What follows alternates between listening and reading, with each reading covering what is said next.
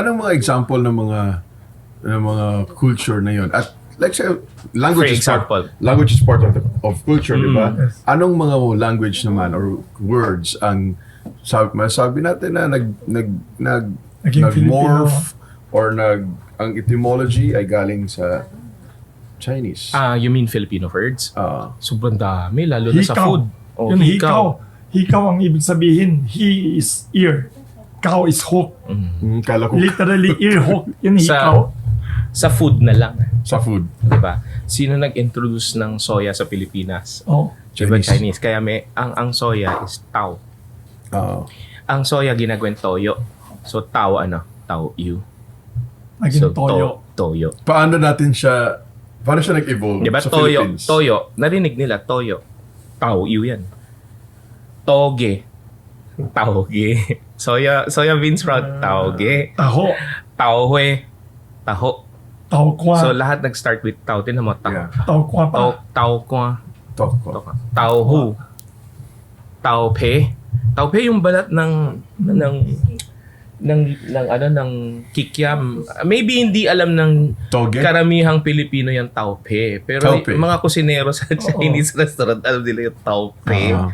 Tao pe. Oo. Galing. Isa pa pinakasikat. Ito. Ang kwento ko sa mga tao, noon daw, sa Pilipinas walang susi. Oh.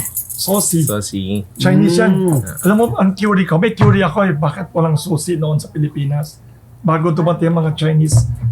Kasi sa Pilipinas, hindi ka kailangan mag-save. Yun ang theory ko eh. Sabi ng nanay ko kasi, ang theory ng nanay ko, sa Pilipinas, hindi ka kailangan mag-save. Yung kultura ng savings. Kasi wala tayong winter, walang autumn. Sabi ng nanay ko ang theory niya, sa China daw, hindi ka pwedeng hindi mag-save. Gusto mo, ayaw mo, kailangan ka magtipid. Sabi ko, bakit? Kasi sabi ng nanay ko, ang theory niya, may autumn, may winter, wala kang ani, wala kang pagkain, wala kang prutas, magugutom ka kung wala kang savings. Number one yun. Number two, kung wala kang savings, wala ka pang bili ng pagpainit ng bahay, mamamatay ka sa lamig, mamamatay ka daw sa gutom. Kaya sabi ng nanay ko, kailangan ka magtipid, mag-save. Tapos sa Pilipinas, sa tingin ko, ang theory ko din, nung dumating mga Chinese early centuries ago dito sa Pilipinas, walang nagsasave. Tingin may bahay kubo. Walang lock yung bahay. Yeah. Di ba walang lock? May mga gamit, walang lock yun. Kasi wala naman na nakawin. Yeah. Wala kang sinesave. Hindi ka, sabi ng nanay ko, hindi mo ma-blame daw ang Pilipino na hindi nagsasave. Kasi ang Pilipinas, mula January, December, hindi ka mamamatay sa lamig. Hindi ka mamamatay sa gutom. Kahit saan pwede ka pumintas ng pagkain. Tapos, ang Chinese, nung dumating dito, dinala yung kultura ng Magsisave. non-stop mag-save.